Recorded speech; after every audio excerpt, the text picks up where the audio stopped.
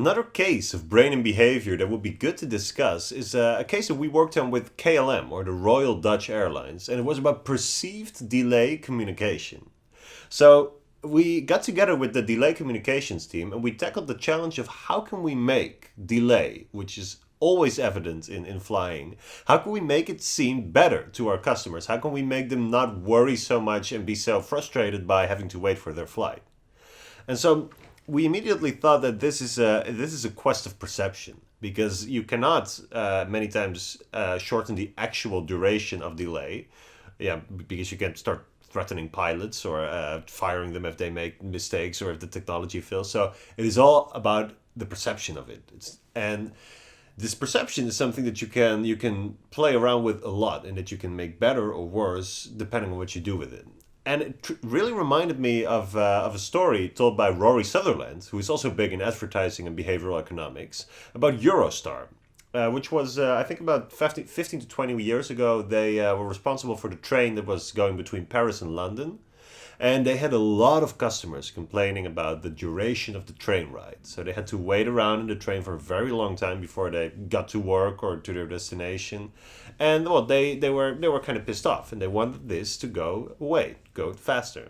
And so Eurostar, being very pragmatic, took it upon themselves to invest, I think, around £5 billion to make this train ride 45 minutes faster, if I'm correct. So a lot of money for a little bit of time saved. And at first their customers were, a bit relieved, because of course it saves you 45 minutes. But after a while they reverted back to still having to wait a long time on that train, and the complaints returned, even after all that money that was invested. So what Eurostar could have done alternatively, as Rory said, is for, 0.01% of that budget, they could have installed Wi-Fi on each and every one of those trains. And then you're in the perception area, because you're not changing reality, but you're making this train ride, you're changing the context. You're making this train ride something in which the customers can work, in which they can communicate with wherever they're going, or in which they can do whatever it is they want, but they can make use of that internet. And then Rory, went even one step further and said, well, for 1%, you could hire the world's top supermodels and have them serve free champagne.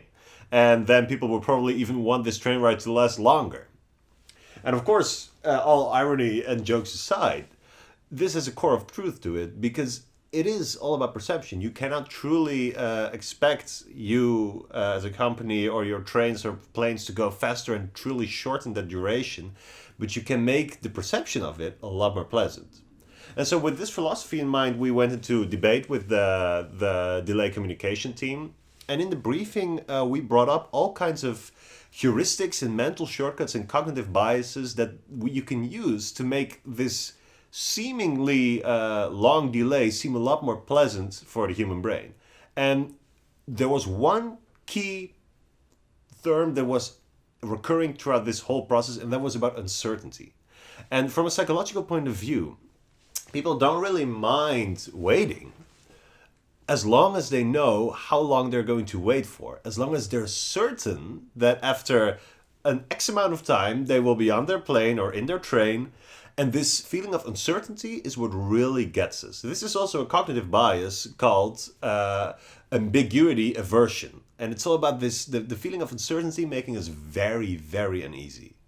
And so we came up with ways like priming and anchoring, in which you can make the announcement, the timing, and the frame in which such a delay is announced a lot more pleasant, because it gives the listener, the customer, direction of how long they're going to have to wait, and it reduces uncertainty.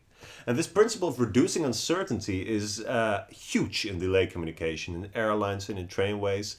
And so with this in mind, we kind of kept brainstorming with the team, with the delay communication team, on how you can frame your message as positively as possible to reduce uncertainty and make people experience and perceive the time that they wait as a lot more positive.